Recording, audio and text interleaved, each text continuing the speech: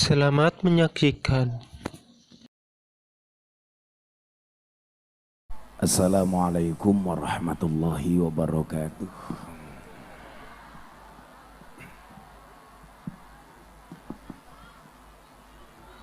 Alhamdulillahil qail.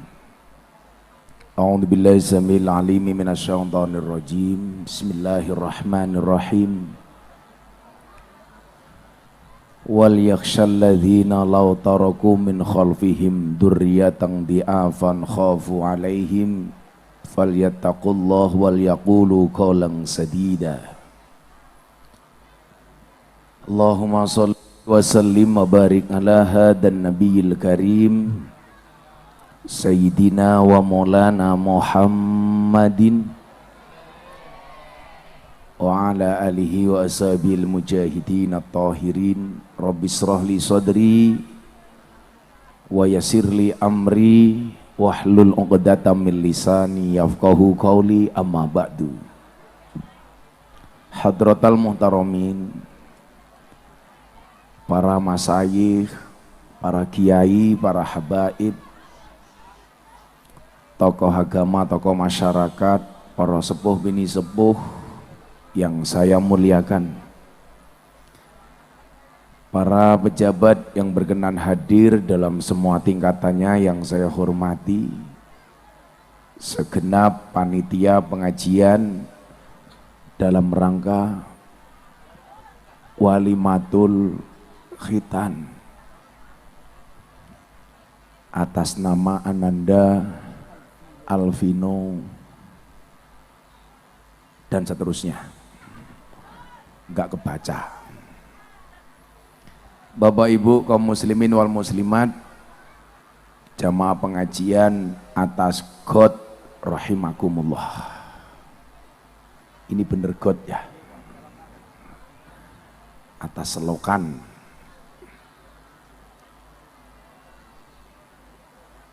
Sesuai dengan kondisi yang ada, perkenankan saya duduk di bawah, nggak usah protes.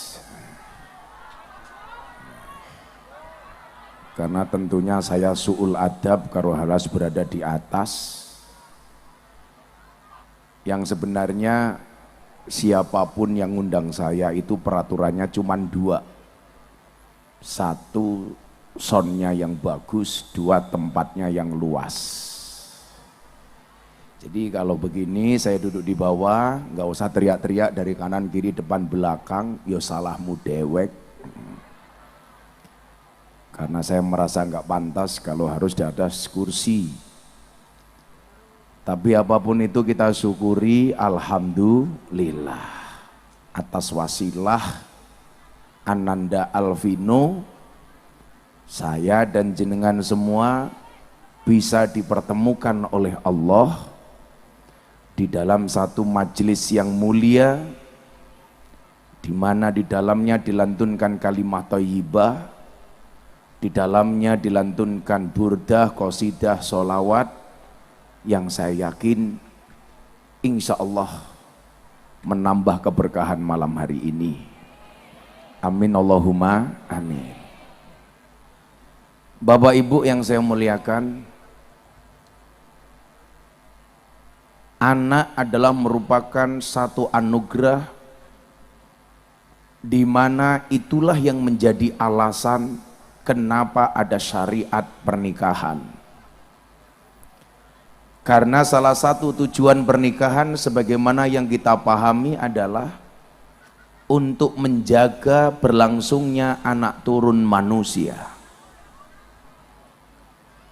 Saking spesialnya pernikahan, ada dua pernikahan yang langsung walinya Allah secara langsung.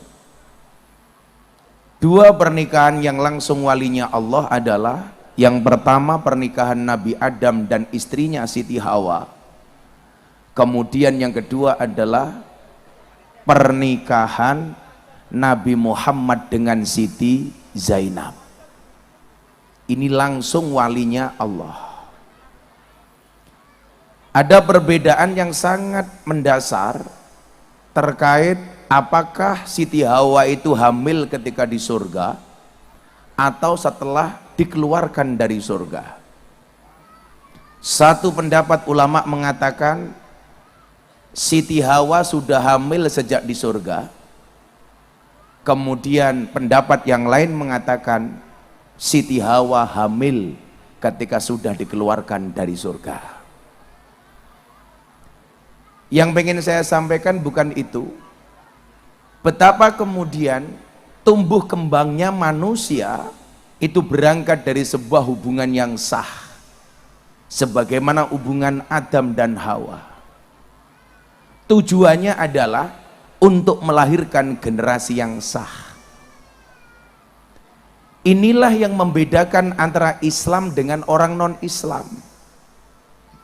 Saya ketemu dengan seorang follower Instagram saya dari Australia, seorang perempuan di pantai Kuta Bali, yang dengan dandanan seksinya dia sedang berjemur di pantai Bali. Kalau istilah orang Bali, sumur, susu dijemur. Dia datang bersama kekasih haramnya. Kenapa saya katakan kekasih haram? Karena mereka datang tidak diikat dalam pernikahan, tetapi mereka hanya samen leven. Kalau bahasanya orang Brebes, kumpul kebo. Kumpul kebo. Orang yang kumpul bareng tanpa ikatan pernikahan, tanpa akad. Maka mohon maaf, jangan sampai terjadi kumpul kebo di Brebes. Kenapa? Ini mana sih? Ini Brebes apa Tegal sih? Saya ngomong apa? Oh, mohon maaf, saya bangun tidur soalnya. Jangan sampai terjadi kumpul kebo di Tegal. Alah, salah didik cerewet ya. Jangan sampai. Karena itulah yang membedakan antara syariat Islam dengan orang-orang non-Islam. Coba kalau sampai terjadi kumpul kebo, kalau sampai punya anak namanya gudel.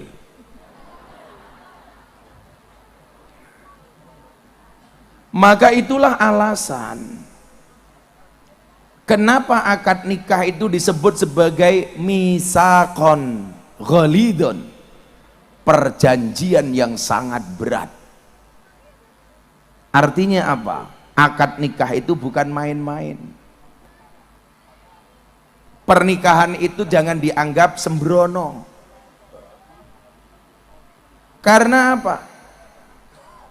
Karena pernikahan yang kita lakukan hakikatnya tidak hanya dilihat oleh manusia, tapi langsung dilihat oleh Allah beserta malaikatnya. Makanya saya sering bilang, wahai para laki-laki, nikah itu senang, tapi tolong jangan senang menikah. Betul Bu? Makanya untuk mendapatkan seorang perempuan butuh mas kawin sebagai bentuk penghargaan. Ibu senang terima mas kawin Bu? Senang. Tapi ada satu mas kawin yang paling dibenci oleh perempuan. Apa itu? Mas kawin lagi. Nah, sehingga kemudian dalam perjalanan pernikahan itu tidak mulus. Bahkan mohon maaf, banyak nabi dan rasul yang kiranya diuji oleh Allah dengan persoalan anak dan keturunan. Nabi Zakaria diuji dengan persoalan anak. Nabi Ibrahim ketika menikah dengan Siti Sarah diuji dengan masalah anak. Sampai usia lanjut Nabi Ibrahim belum mendapatkan anak. Sehingga kemudian apa? Siti Sarah merasa nggak enak sama Ibrahim. Mas Ibrahim, saya malu belum punya keturunan. Mau nggak kamu menikah lagi? Coba pernikahan Nabi Ibrahim yang kedua itu karena atas permintaan istri pertamanya. Mas, Mbak Rika Rabi Maning, satu kalimat yang saya tunggu dari istri saya. Dan alhamdulillah sampai hari ini belum pernah keluar kalimat itu dari istri saya. Walaupun kalau seandainya ada kalimat itu, insya Allah saya tetap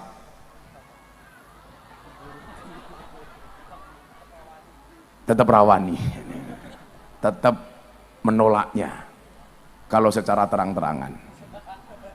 sembunyi-sembunyi. Wallahu a'lam bissawab. Akhirnya apa? Atas paksaan istrinya Siti Sarah, kemudian Nabi Ibrahim kembali menikah dengan istri yang kedua, Siti Hajar. Di situ baru kemudian Allah mentakdirkan Nabi Ibrahim punya keturunan. Setelah itu baru kemudian muncul anak-anak berikutnya. Ini yang beberapa kali saya sampaikan ketika seorang pendeta tanya kepada saya,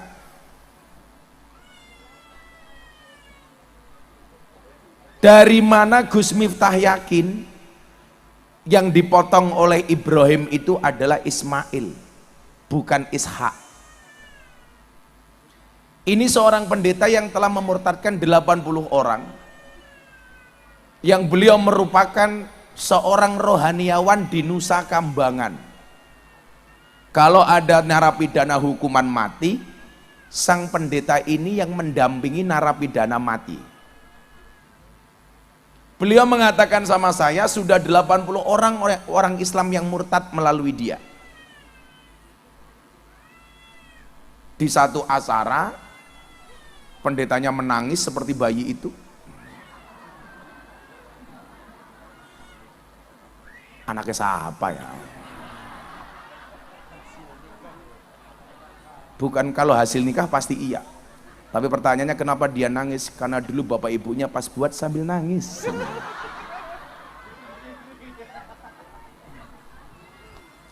Iya.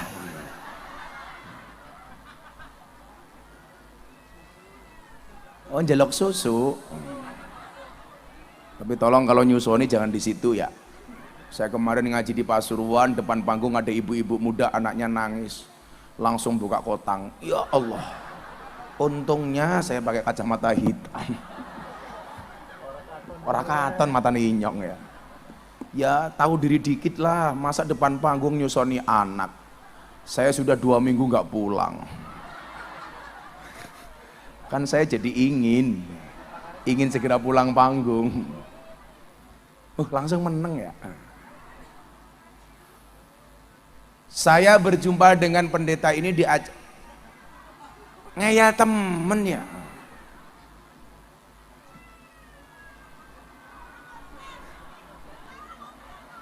Ini saya curiga jangan sama ibunya, jangan-jangan nangisnya anak dibikin konten ini.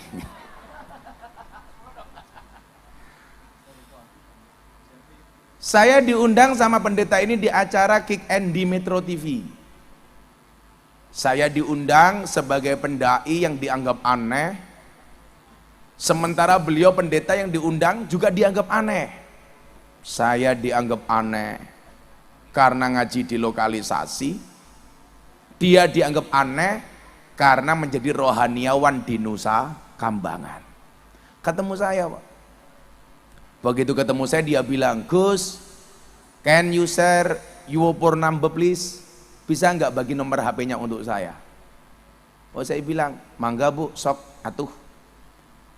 Seminggu kemudian dia WA saya, Gus, boleh nggak saya berjumpa silaturahmi? Silakan Bu, saya berada di Hotel Double Tree Menteng, silakan saya mau sarapan. Akhirnya beliau datang. Saya mau ngopi, waktu itu kopinya cangkirnya besar, beda di sini kecil. Waktu itu kopinya wangi, alhamdulillah ini sangit gitu. Dia datang sama saya kemudian mengatakan apa? Ini kembali masalah persoalan anak. Gus, kalau Gus Miftah mampu menjawab pertanyaan saya mungkin akan menjadi seorang mu'alaf. Tolong Gus Miftah jawab. Apa pertanyaan ibu?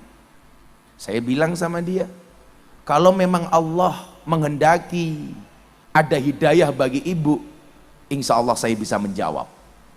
Tapi kalau tidak ada hidayah, mungkin saya tidak bisa menjawab. Bukankah Allah mengatakan innaka lang tahdi man ahbabta walakinnallah yahdi may yasha.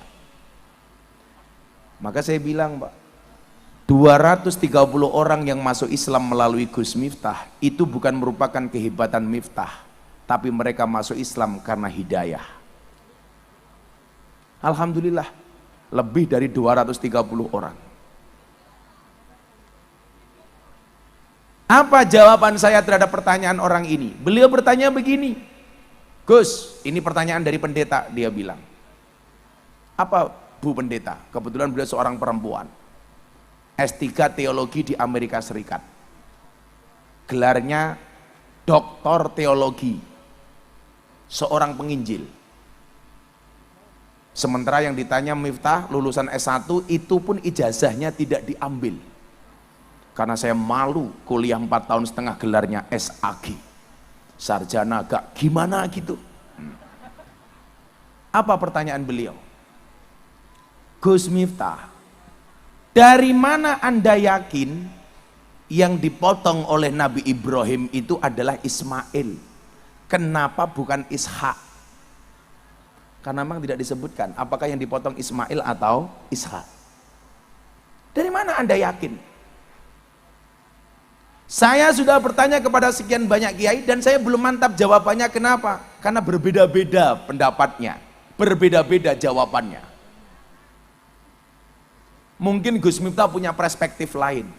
Akhirnya saya jawab, oke Bu, mohon izin saya menghabiskan kopi saya dulu, nanti baru saya jawab.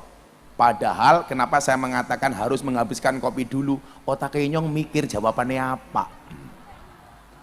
Tapi kalau saya ngomong nggak bisa, kan aku malu. Kopi habis, omeletnya datang. Sorry Bu, saya harus makan omelet dulu. Sambil saya menyiapkan jawaban dari pertanyaan yang dia sampaikan. Akhirnya apa? Setelah 30 menit menunggu, saya jawab pertanyaannya. Bu, izinkan saya menjawab.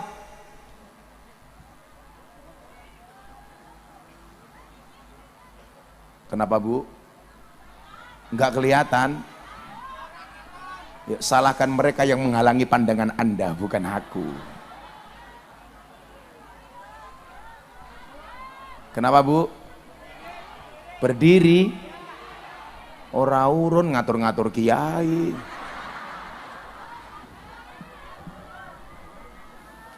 Ibu-ibu lebih suka Gus Miftah duduk apa berdiri? Itulah perempuan.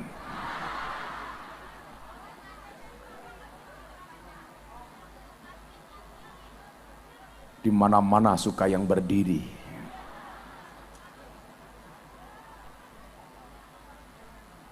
Perempuan itu sifatnya satu, mau dimengerti tapi tidak pernah mau mengerti.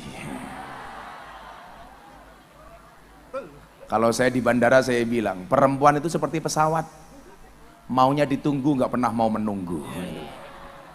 Coba kalau mau berangkat pengajian bareng, siapa yang paling rewel? Ibu. Suaminya sudah selesai, bentar alisnya belum jadi.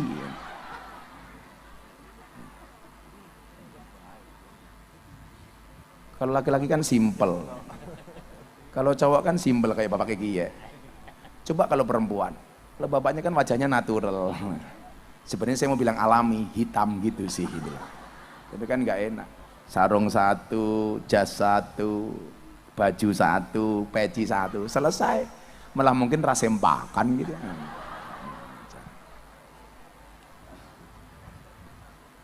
Saya itu kalau di kamar mandi, yang lama itu bukan mandinya, tapi cari inspirasinya.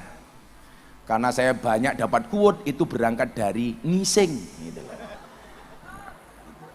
Makanya kalau Anda sekarang saya mendapatkan julukan Master of Quote, itu paling banyak dapat dari toilet Mas.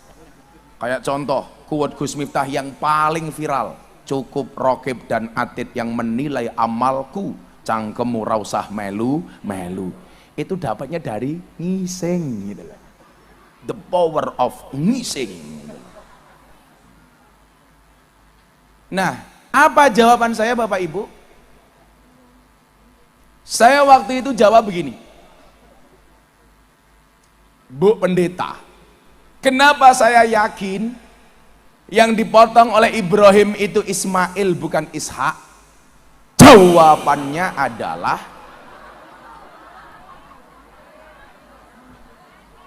saya tes cek sound bagus apa enggak, dan alhamdulillah bagus. Saya doakan soundnya jadi sound yang paling besar se-RT.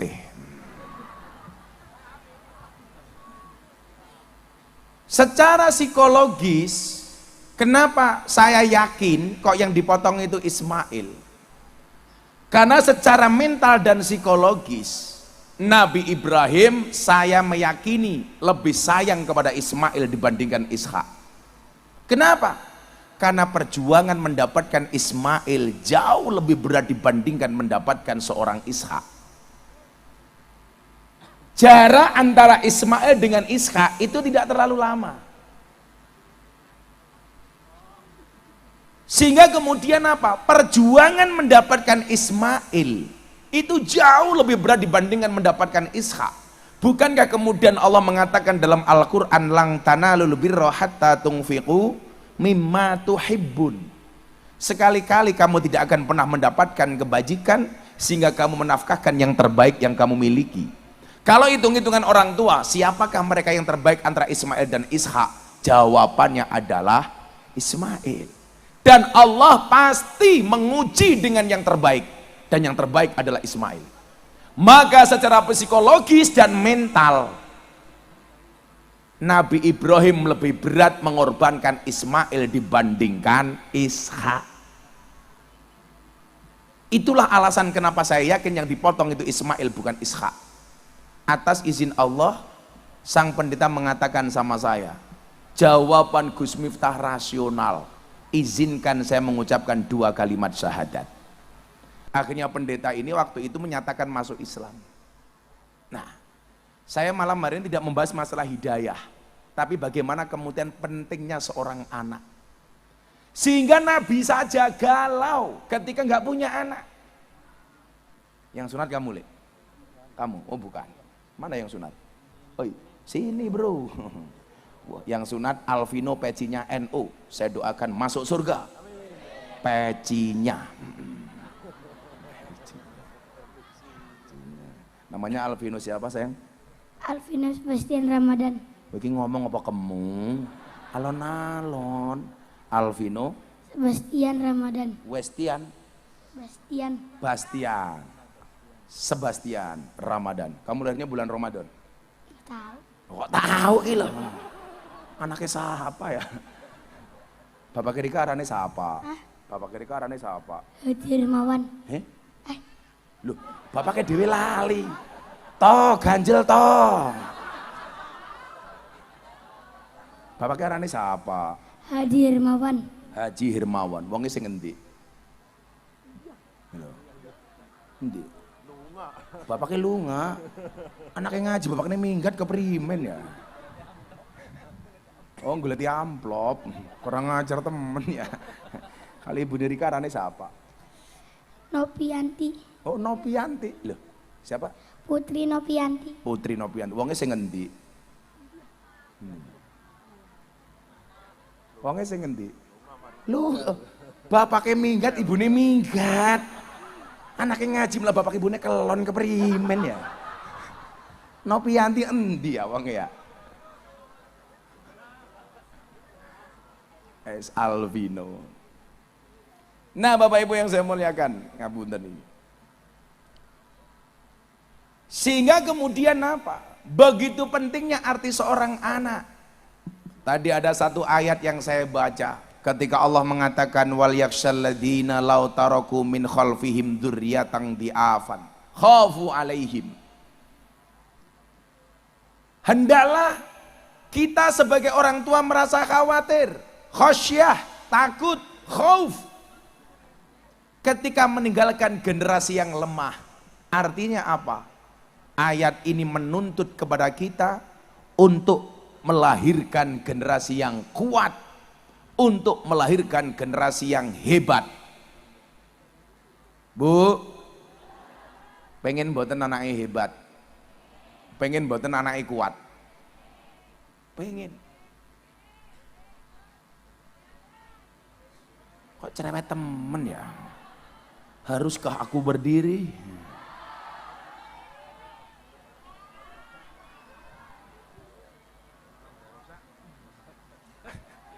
Omahmu sing di? Omahmu sing di? Rumahnya di mana? Oh, ujung sana. Kita menghadap kemana ini nak? Kita menghadap kemana? Ngulon apa ngetan? Barat. Oh, kok perasaan saya ngadep ngetan ya? Atau gara-gara saya pakai kacamata? No. Jangan pernah paksa saya buka kacamata. Sorry, mataku terlalu indah untuk kamu nikmati.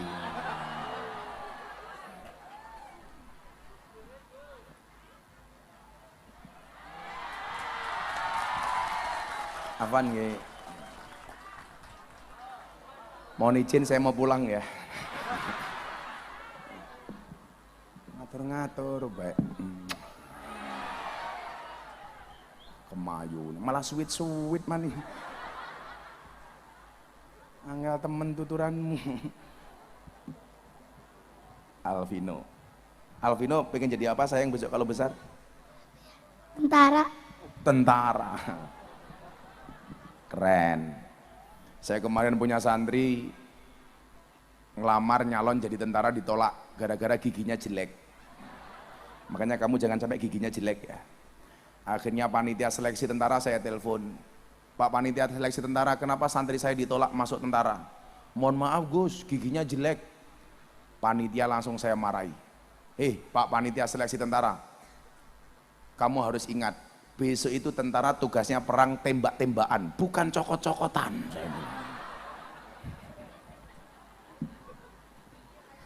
Iya ya, perang tembak-tembakan, cokot-cokotan. Tapi untuk itu penting Gus. Ya. Wal yaksal ladzina law taraku min khalfihim dzurriyyatan di'afan. Jangan sampai kita meninggalkan generasi-generasi yang lemah.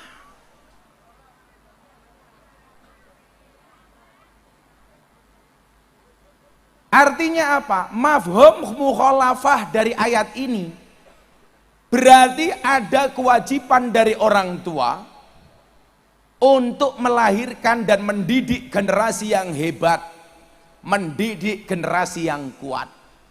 Bukankah Rasul mengatakan mukmin yang kuat itu lebih disukai oleh Allah dibandingkan mukmin yang lemah? Makanya Banser badannya harus kuat, jangan sampai lemah. Saya saja sadar kesehatan ketika saya membaca Nabi Muhammad, bentuk badannya, dadanya bidang, perutnya rata. Cuma sama dengan bapak ini, perutnya rata-rata lemak.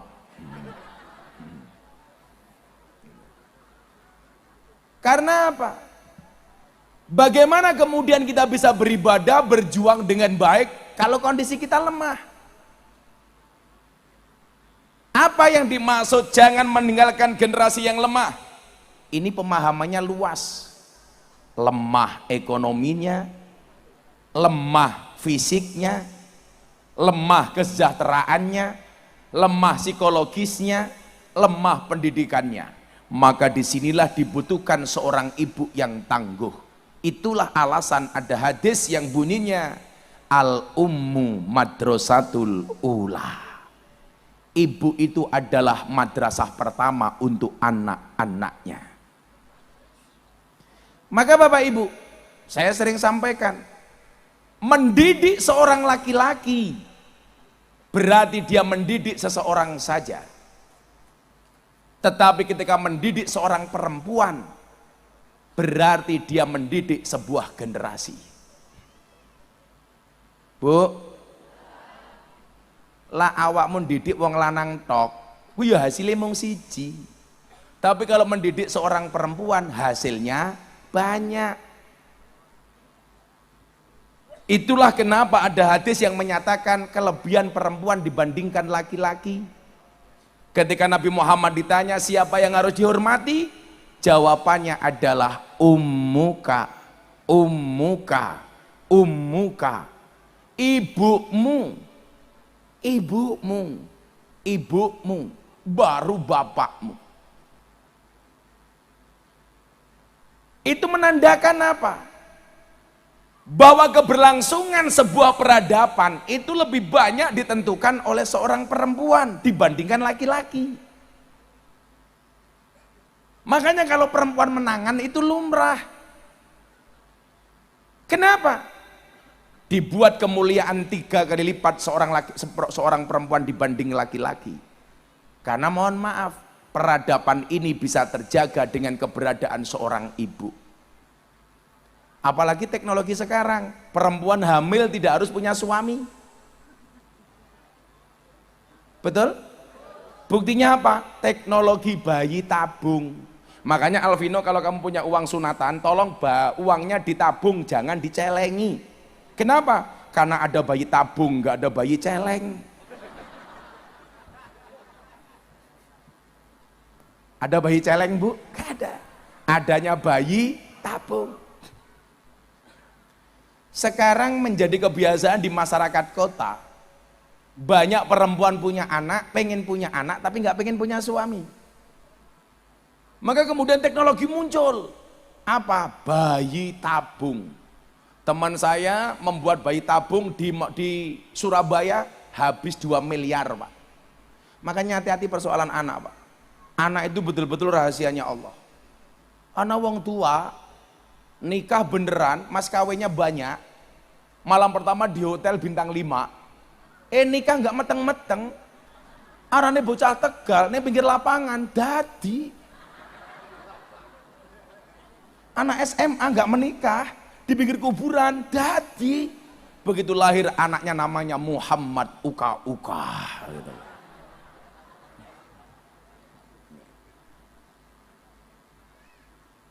Bocah ini enak temen ya, subhanallah.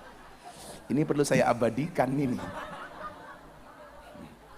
Ini pengajian paling nikmat sedunia ini.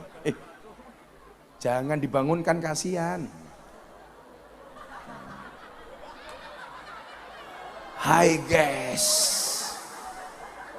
ini pengajian orang segini banyak, tuh kan, nah, pemandangannya asik. Di sini, wow, subhanallah. Mari bersama-sama kita mulai sholat ini.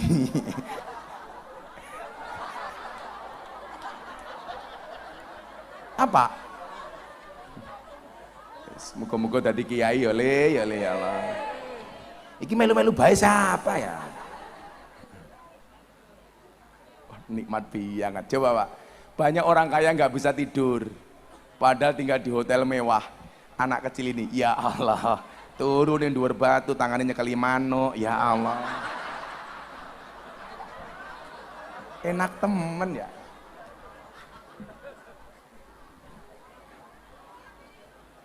Apakah dulu orang tuanya membuatnya di atas batu?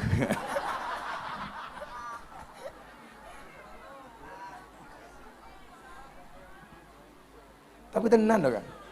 Salah satu problem terbesar saya hari ini itu apa? Susah tidur. Cangkemmu. Tok ganjel tok.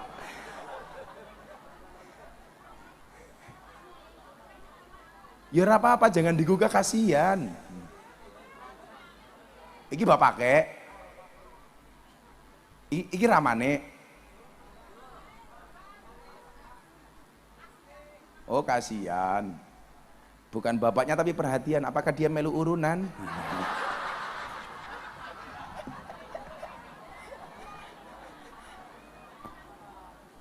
Oh iki mboke. Mboke lemu temen ya? Oh bukan.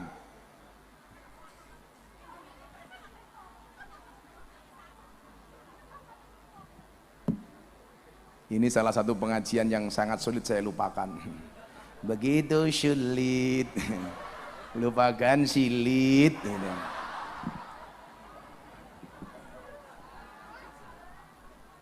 Sallu ala Nabi Muhammad. Coba mau punya anak, teman saya harus keluarkan 2 miliar Pak, untuk bayi tabung. Bikin bayi tabung itu susah yo. Gimana enggak? Orang membuat bayi tabung itu kan karena persoalannya dia nggak bisa buat anak.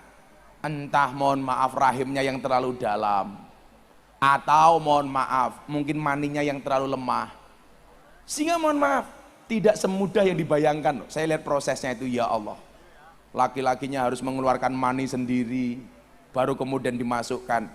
Makanya hati-hati, anak itu anugerah. Kamu malah diecer-ecer ning dalan.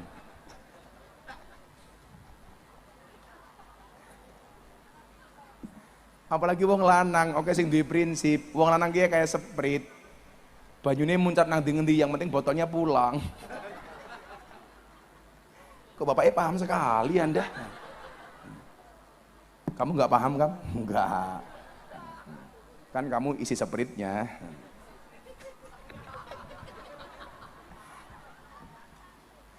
Emangnya kamu paham?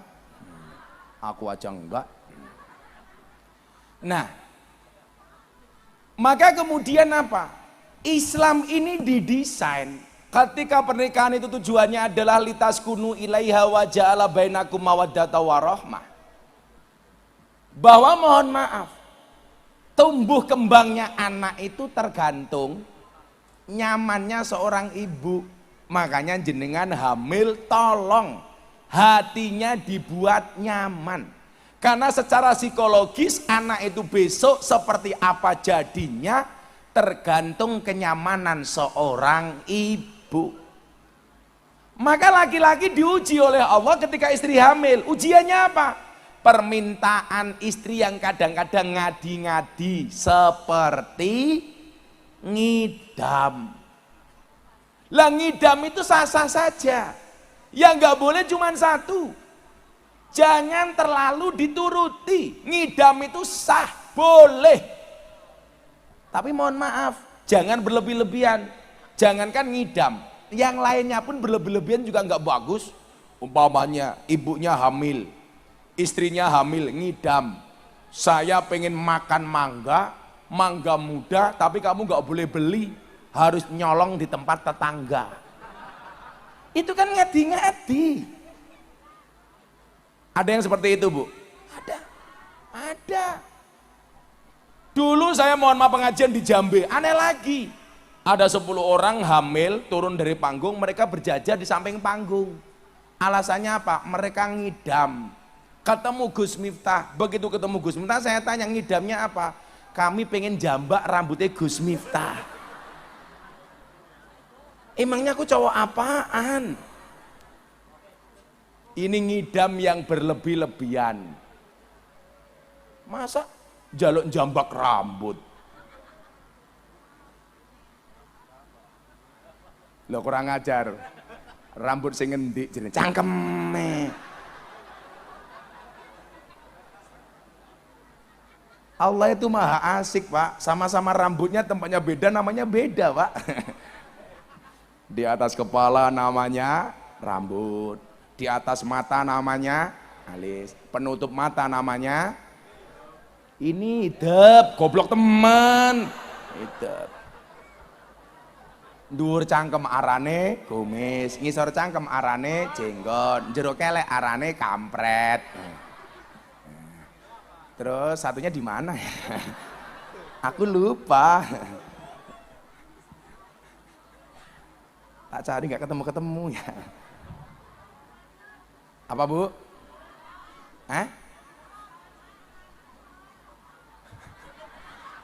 Pas membahas rambut yang satunya itu di kelas pas saya tidur. Jadi aku lupa. Kamu tahu arahnya apa? Enggak.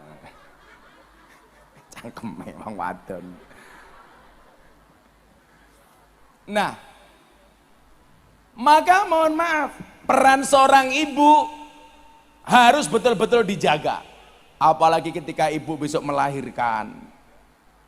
Jadi ternyata proses membuat anak soleh itu bukan ketika dia lahir. Bahkan kalau kiai saya dulu bilang, dari sebelum kamu cari jodoh. Makanya dulu kiai saya bilang begini, kalau kamu besok mau menikah, tanyakan sama bapaknya. Dulu anak ini ketika bayi nyusune 2 tahun apa ora? Akhirnya begitu saya mau menikah istri saya tanya sama bapak mertua saya, Pak, iki mbiyen mentile 2 tahun apa ora? Bapak saya malah marah. Kowe iki urung-urung takon pentil keprimen ya. Padahal maksud saya ditanya nyusunya 2 tahun apa enggak. Ternyata Pak mohon maaf, secara psikologis bayi yang nyusu ASI 2 tahun sama bayi yang tidak nyusu 2 tahun itu ternyata beda.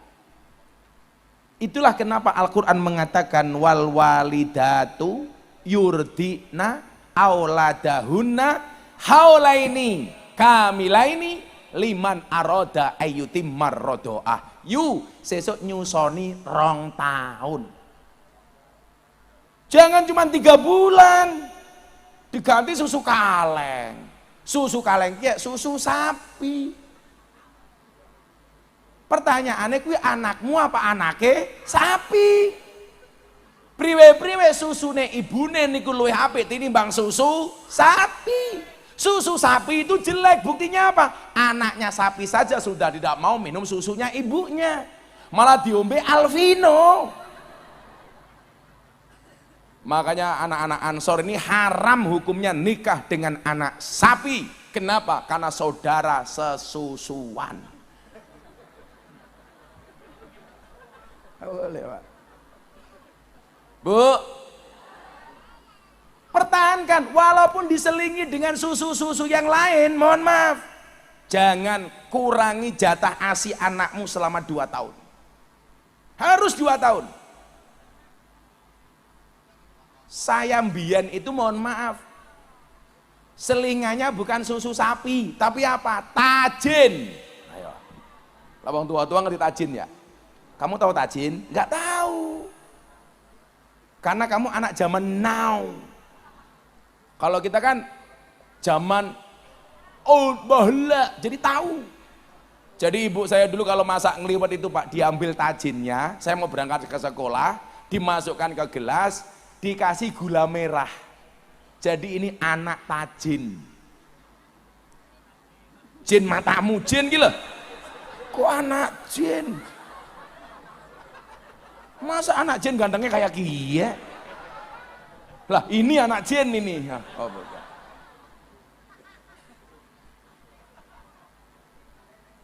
Apa Pak?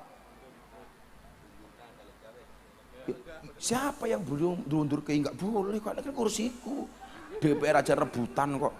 Kamu sok tahu kamu. Daripada kamu ngundurkan kursi cari meja nggih wadah wedangku. Lah ngene mas aku ngombe ngene. Emangnya aku sapi, Cok. Kan aku jadi bingung. Yo, aku ki ngaji 22 tahun yo. Ketok sing paling ra kajen ning kene iki ketok. Dan Cok.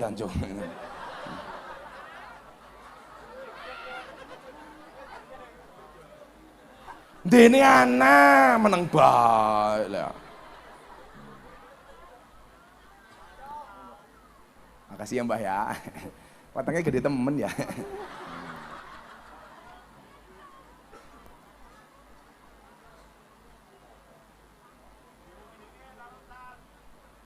Begitu sulit. Nah, ini menjadi tanggung jawab bersama Bapak Ibu, bahwa keberhasilan mendidik anak pada akhirnya harus kita sadari tidak hanya tanggung jawab seorang ibu, tapi juga tanggung jawab seorang bapak. Mila lak bojone meteng, atine digawe ayem. Njaluk sesuatu kalau memang masih bisa dituruti. Umpamanya, aku pengen mangan jeroan ayam. Wow, api sekaligus jeroan usus. Jeroane usus.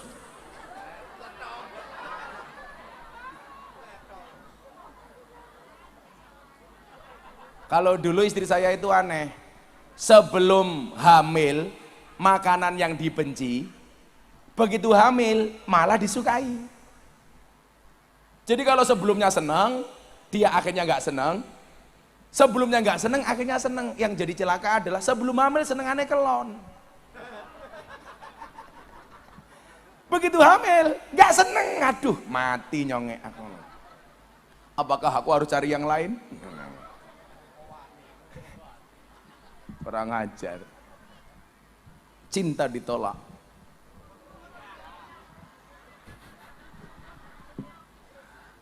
Peleman bertindak. Wis tutup ya wis. Penutupan peleman itu jariah dari almarhum Ki Entus Susmono. Tepuk tangan Ki. Itu jariahnya almarhum Ki Entus itu. Walaupun itu jariahnya Ki Entus, yang paling sedih mereka. Sallu ala Nabi Muhammad. Nah, ini kita tanggung jawab. Artinya tiga. Apalagi ketika seorang ibu menyusui. Ternyata Bapak Ibu ada penelitian di sebuah perguruan tinggi. Anak itu secara psikologi seperti apa? Tergantung asupan ASI yang diberikan kepada anaknya.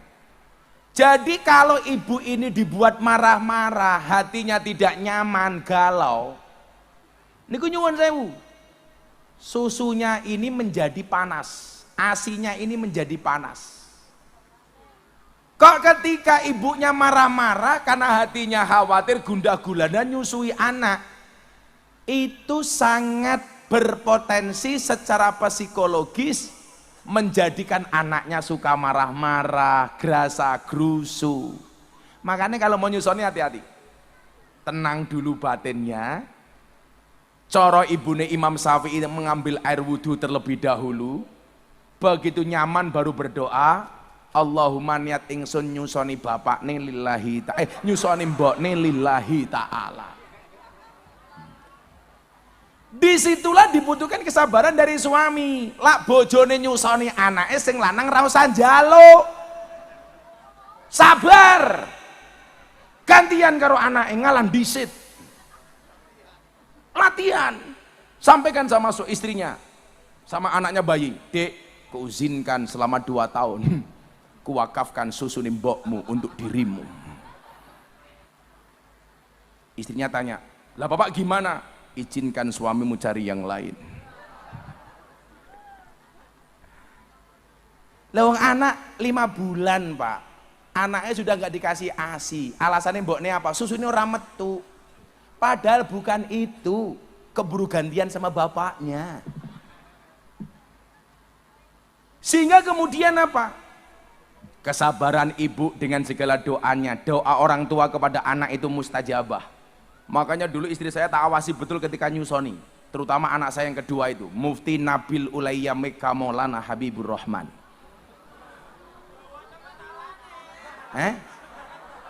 Dawa temen arane, anak-anakku dewek, sing kelon aku dewek, sing lainnya bojoku dewek, kok sing cerewet cangkeme Rika.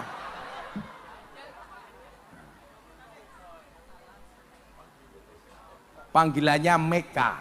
Kenapa saya kasih Mekah? Karena dapatnya di Mekah. Anak saya pertama sama kedua itu selisihnya 10 tahun. Sudah 10 tahun nggak punya adik. Wis tak coba dengan berbagai kaya, miring, jengking, walah nggak jadi. Kamu nggak paham. Kok orang matang-matang keprimen ya? Akhirnya kesekian kalinya saya umroh, istri saya ajak umroh. Set. Di depan Ka'bah pak, saya ketemu polisi Arab namanya Askar. Tanya, min aina jita? Anda dari mana? Jitu min Indonesia. Wah, saya datang dari Indonesia. Kula takoni, kam zaujatan laka? Istrimu berapa? Modar aku. Tak jawab, illa wahid faqat. Nah, 1 saja. Dia bilang, bahlul ente. Loh, kenapa? Masa gantengnya kayak gini istrinya cuma 1?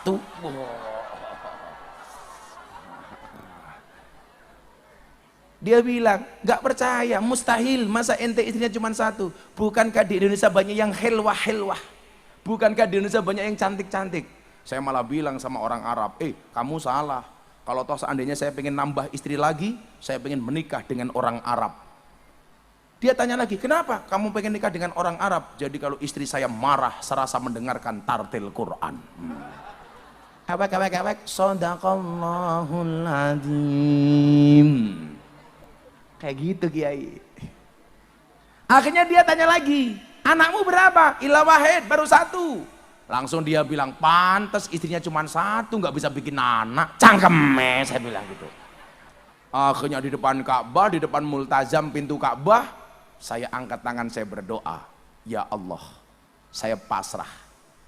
Saya dihina, anak saya cuma 1, ya Allah. Izinkan istriku pulang meteng, ya Allah. Amin.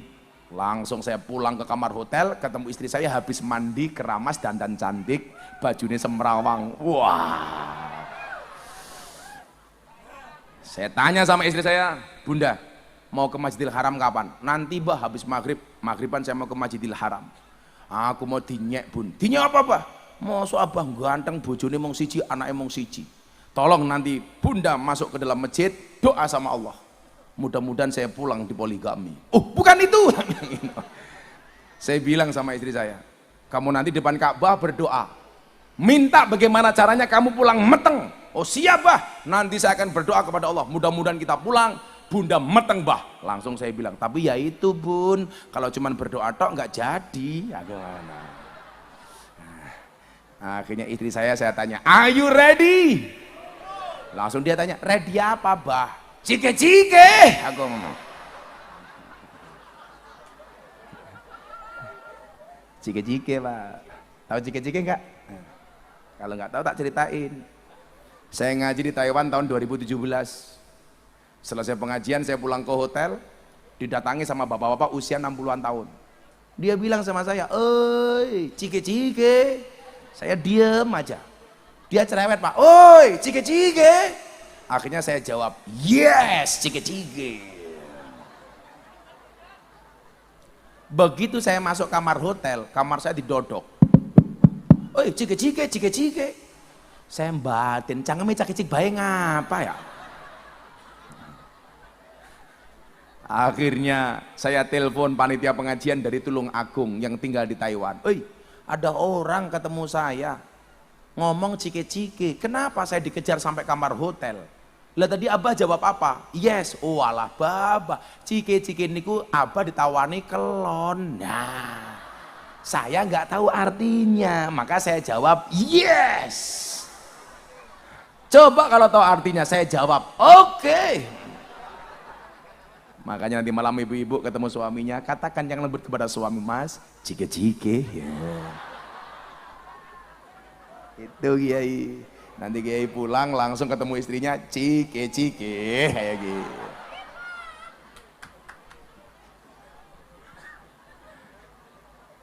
Akhirnya alhamdulillah pulang umroh, istri saya tak bawa ke rumah sakit, dinyatakan meteng. Singkat cerita 8 bulan kemudian musim haji datang. Saya bilang sama Allah, saya pengen menyambut kelahiran anak saya dalam keadaan berhaji ya Allah. Perkiraan sebulan kemudian baru HPL, hari perkiraan lahir. Saya berangkat haji.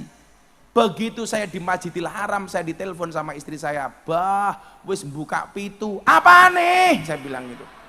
Aku gak ngerti. Itu apa? Bilang. Jalannya bayi. What? Saya bilang gitu. Akhirnya saya berdoa di depan Ka'bah, ya Allah, saya tidak akan pulang dari masjid sebelum anak saya lahir. Alhamdulillah, cuman butuh waktu 1 jam anak saya lahir. Cenger, brojol. Itulah alasan kenapa saya kasih nama Mekah. Karena dapatnya di Mekah, lahirnya pas saya di Mekah. Sejarahnya seperti itu. Nah sekarang orang bikin nama anak malah singkatan-singkatan. Saya punya teman tukang becak. Istrinya mau melahirkan, dibawa ke rumah sakit naik becak sampai jalan macet, akhirnya lahir di jalan. Anaknya dikasih nama Muhammad Jonathan. Saya bilang, saya tahu Muhammad artinya apa. Kalau Jonathan apa? Jonathan, brojol karena kemacetan.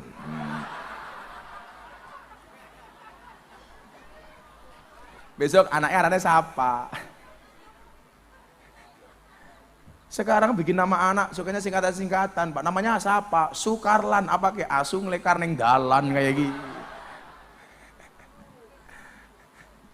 Kayak banji-banji yang ada di Pakem itu, Pak, Bogem.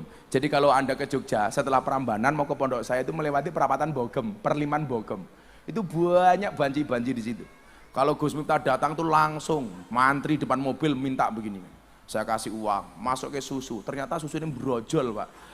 Ya Allah, ternyata namanya Suzuki, kayaknya kita susu bono kaos kaki.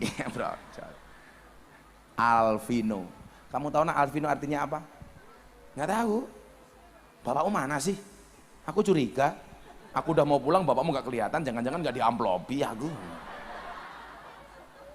Kamu saya sandra loh kamu. Nah, sekarang pertanyaannya adalah, setelah wujud punya anak seperti Alvino, apa langkah-langkah yang harus kita lakukan supaya menjadikan anak kita kuat, anak kita hebat? Allah kasih resep. Nangis manis.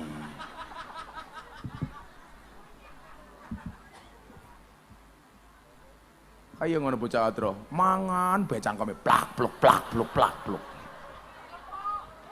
Panusan lemunnya kayak kie. Kalau dilihat sarungnya kayaknya sarung toldem kie. Sarung ala Pemalang. Toldem. Apa kayak toldem? Adem gitu. Cangkeme Ahmad Muhtadi adem kayak kie. Iya. Kalau kamu besok beli sarung, sarungnya gajah duduk. Dibuka sarungnya, muncul belalainya. Kemarin Alvino sunatnya di mana, Nak? Sunatnya di mana? Oh, belum sunat. Saya kasih tahu ya, besok kamu sunatnya di Jepara. Bu beneran, hasilnya ukir-ukiran. Keren. Nanti bentuknya kayak kia, iya, bentuknya kayak kia.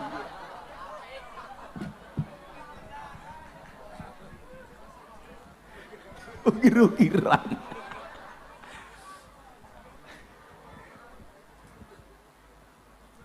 Besok begitu kamu sudah sunat, saya kasih ucapan. Kalau ada orang menikah, saya kasih ucapan selamat menempuh hidup baru. Untuk Alvino saya kasih ucapan selamat menempuh bentuk baru. Ukir-ukiran.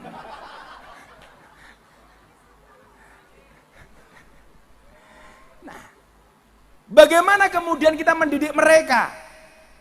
Minimal ada 3 hal yang harus kita lakukan untuk anak-anak kita. Ini bonusnya yang meteng ini. Dengerin ya. Apa pendidikan yang harus didapatkan oleh anak kita? Bukankah kita diingatkan min hakil waladi alal walid salah satu asya? Haknya seorang anak dari orang tua itu ada 3. Salah satunya apa? Wa yu'allimahul kitaba idza aqala. Anak wajib mendapatkan pendidikan Al-Qur'an. Artinya apa? Ada kewajiban orang tua untuk menjadikan anaknya seorang santri. Santri itu apa? San itu insan, tri yang memiliki 3 hal. Islam, iman, ihsan. Orang Islam namanya muslim, orang iman namanya mukmin, orang ihsan namanya muhsin. Ini kewajiban orang tua menjadikan anaknya muslim, mukmin, muhsin. Maka ada ASI kedua yang harus dilakukan. Tidak hanya ASInya ibu, tetapi ASI yang berikutnya. Apa itu ASI? Akidah, syariah, inya ibadah. ASI. Secara akidah Ahlussunnah mengajarkan, begitu bayi lahir cenger, baik yang normal maupun yang tidak normal, bayi cesar. Kenapa sekarang banyak bayi minta dicesar? Karena malu lihat jalannya ibunya. Toh, ganjel toh. Begitu bayi lahir cenger, itu kan pilihannya cuma 2. Kalau sampai anaknya meninggal dunia, dia akan menjadi pemberi syafaat bagi bapak dan ibunya. Kalau sampai ibunya meninggal, mohon maaf, masuk surga bi khairi hisab, tanpa dihisab. Itulah hebatnya seorang perempuan. Bu,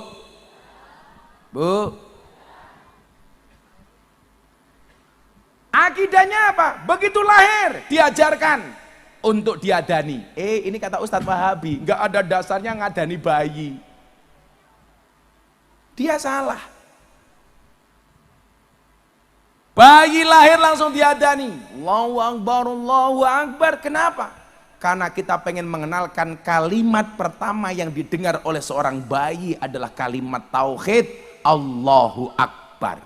Itu pun dilakukan dengan kalimat adzan, bukan teriak-teriak takbir.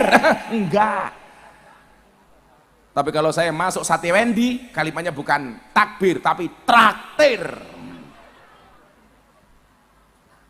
Suka sate kambing, Pak? Suka. Sate kambing itu tidak ada efek samping, Pak, adanya efek depan.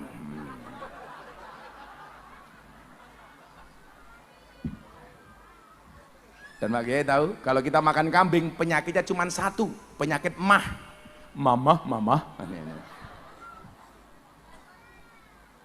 Karena Kanjeng Nabi sukanya makan daging kambing. Tapi ya mohon maaf, walaupun Kanjeng Nabi hobinya makan daging kambing, jenengan yang punya darah tinggi, jangan ikut-ikutan makan daging kambing. Stroke tak kandani. Kalau Abah Lutfi itu beliau mau konsumsi daging kambing itu prosesnya diawasi sampai penyembelihan. Bagaimana ketika menyembelih kambing, itu ketika kambing nafasnya keluar, bukan ke dalam. Jadi ngeknya itu pas kambingnya bukan. Ternyata ada bedanya, Bu. Bedanya apa? Bedanya ternyata ketika kita motong kambing, ketika mengeluarkan nafas, itu jadinya bau kambingnya, dagingnya tidak perengus. Oh.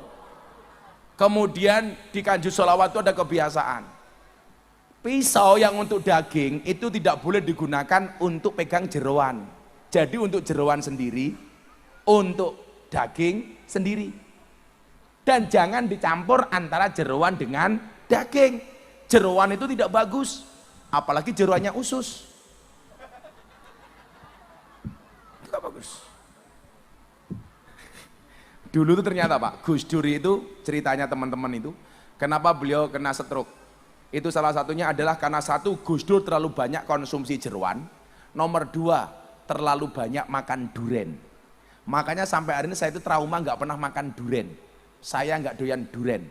Karena saya mendengar cerita Gus Dur itu stroke gara-gara duren.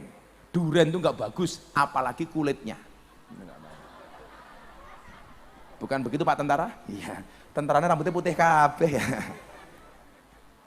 Nah, maka anak diajari Allahu Akbar, Allahu Akbar. Tapi gue cahadro dengerin, kalau kamu punya anak lahirkan, adanya yang lembut-lembut saja. Ora usah gentak-gentak. Saya kira anak dadine kayak FPI kayak mungkin adanya terlalu bengok-bengok. Allahu Akbar, Allahu Akbar. Makanya takbir gitu. Lah wong NU ya santai aja. Allahu Akbar, Allahu Akbar. Bu, kalau besok ada orang teriak-teriak takbir, Allahu Akbar, ibu jawab sami Allahu liman hamidah. Akidah, supaya akidahnya nggak salah. Kemudian yang kedua apa? Diajari syariah, hukum-hukum. Punya bayi, mau nyusoni anak, wudu dulu. Jangan barnya kalau wedhus anaknya nangis, nyoh. Anaknya mesti batin, Bu, susumu perengus. Kemudian apa lagi? Mau doa walaupun dia belum bisa menirukan, ibunya doa, Allahumma inni a'udzubika minal khubusi wal khobais. Salah ya. Allahumma barik lana fima rozaqtana wa qina adzabannar. Salah. Coba Bu, anak mau kencing walaupun dia belum bisa menirukan kalimat ibunya. Ayo Dek, kalau mau kencing doa dulu, Allahumma inni a'udzubika minal khubusi wal khobais. Selesai kencing, diceboi. Ini memungkinkan anak menjadi disiplin. Ketika bayi tidak gampang ngompolan sembarang tempat, kecuali di tempat yang benar. Makanya bocah saiki nguyuh sak nggon-nggon, aku curiga yo. Jangan-jangan biyen bayi ini ra ditata sama wong tuane. Akhirnya nguyuh tiang listrik tur. Ora cebok malah tutul-tutul ke. Kesetrum ter dadi nireng kayak gie gitu loh. Asline putih. Nguyuhe ora toto temen ning isor tiang listrik tutul-tutul ke. Urung rampung selentik indase. Tak.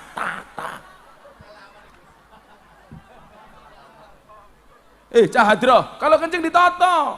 Masa satu grup hadroh kencingnya berjamaah, madep ngulon dawa-dawaan, wush, lompat pagar. Saya kan dulu pernah jadi rektor TPA, ditemani orang Muhammadiyah. Anaknya 51 izin kencing, 25 kencing bareng, madep ngulon, tur, Malah ada yang bikin angka 8. Saya bilang, nak, kalau kamu kencing jangan menghadap ke kiblat, menghadap ke barat. Orang sholat menghadap ke kiblat, menghadap ke barat. Kalau kamu kencing jangan menghadap ke kiblat. Bocah matur, maaf Pak Kiai, saya kencingnya memang madhep ngulon, tapi tak enggok ngidul titik kayak gitu. Lah wong lanang bisa, wong wadon ya ora bisa. Bu, kalau kencing tolong jangan berdiri. Laki-laki berdiri aja nggak boleh, harus duduk, apalagi perempuan. Suarane sing ranguwati. Yes. Roto tak kandani. Ya, yes itu kalau masih muda yo. Kalau ibu hamil ya beda, pioh. Apalagi bareng lahir ke, wes kayak gitu. Meja lanang ditata. Makanya anak saya si Mega itu nggak mau kalau kencing di kamar, nggak pernah ngompol karena sudah terbiasa dari bayi ditatur cebok. Kalau kamu kencing cebok ya, pakai air, jangan kayak mas mau pakai obat, diobat abit kayak gini. Pakai obat. Kan saya sering cerita, saya sowan abah saya di Lampung naik kapal feri pak, kencing gak ada air, bingung saya pak. Saya baca hadis siksa kubur yang paling berat itu salah satunya apa? Orang kencing tidak cebok, tak tunggu airnya setengah jam, gak keluar li. Ya Allah, akhirnya saya ingat ngesai Sprite. Apa yang terjadi? Subhanallah, akhirnya saya cebok pakai Sprite. Rasane tengkeranyas. Saya keluar dari kamar mandi begini, ya Allah. Untung ragelegeen. Ketemu istri saya ditanya, dirubung semut mboten mbah matamu ya gue. Syariah. Anak diajarkan kalau minum duduk, jangan berdiri. La yasrobanna ahadukum qaima. Itu ilmu-ilmu hukum. Kadang-kadang kita malah nakut-nakuti kok punya anak. Anak disuapin nggak mau makan, awas tak kandake polisi. Hubungannya karo polisi apa? Polisi wis mendase ngurusi Sambo. Kok dadak ngurusin dulang anak ya polisi, keprimen sih. Ibu-ibu ini kurang ajar ya, anaknya nggak mau makan, tak kandake Pak polisi. Tugasnya polisi itu berat, Ferguso, berat. Ngurusi Sambo saja sudah pusing. Kok ngurusin dulang anak Erika, goblok temen ya.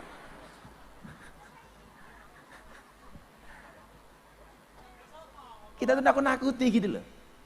Nggak makan awas, tak kandaki Pak polisi. Salah. Kemudian I-nya adalah ibadah. Anak diulang sholat dari kecil. Ibunya berangkat ke masjid, anak sholat, taruh di sampingnya. Supaya terbiasa dengan sirkel-sirkel ibadah. Oh keren Pak. Anaknya sholat, ibunya sholat, anaknya ikut. Saya sering matur toh Pak. Saya itu bisa ngimami sholat, bisa manakib, bisa tahlil, bisa yasin, bisa maulid.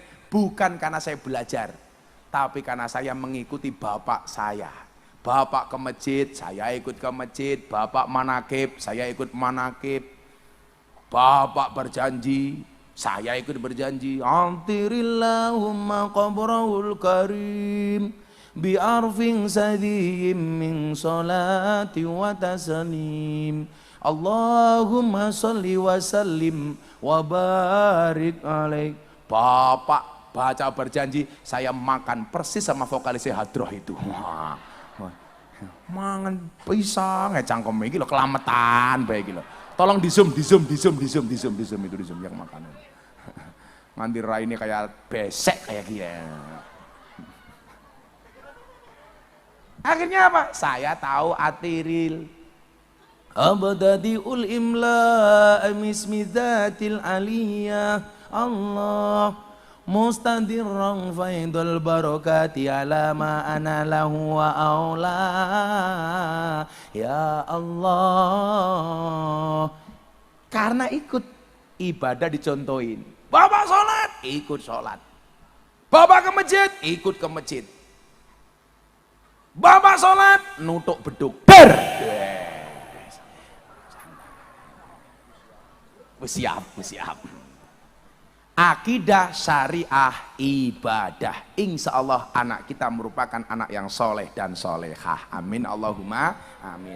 Pas jam 10 saatnya saya harus meninggalkan tempat ini. untuk berpindah ke tempat yang lain. Ya, wis jam 10 pengajian selesai. Alhamdulillah. Tunggu bareng-bareng. Loncat lanjut. Tunggu bareng-bareng. Makanya kalau pengajian tepat waktu, saya hadir 8:30 tepat waktu, ternyata belum selesai. Tapi alhamdulillah semuanya sudah terlaksana, mudah-mudahan qabul hajat dari sahibul hajat. Amin Allahumma amin. Bismillahirrahmanirrahim. Allahumma sholli ala sayyidina Muhammad wa ala ali sayyidina Muhammad. Walhamdulillahirabbil alamin. Allahumma rzuqna istiqamah. Allahumma rzuqna bi ziyadati ilmi wal rizqi wal ibadah. Allahumma rzuqna ziyaratal Makkah wal Madinah. Allahumma rzuqna dzurriyyatan thayyibah. Allahumma rzuqna ahlan sakinatan mawaddatan warahmah. Allahumma rzuqna bi alfi quwwah. Allahumma rzuqna bi alfi barakah. Allahumma rzuqna bi alfi karamah. Allahumma rzuqna min ahli sunnah wal jamaah. Allahumma rzuqna bi husnil khatimah wa na'udzubika min su'il khatimah wa adkhilnal jannata mal abrar ya azizu ya ghafar ya rabbal alamin. Walhamdulillahi rabbil alamin. Hadanallahu wa iyyakum ajma'in wa lafu minkum. Assalamualaikum warahmatullahi wabarakatuh. Terima kasih sudah menonton. Jangan lupa subscribe ya.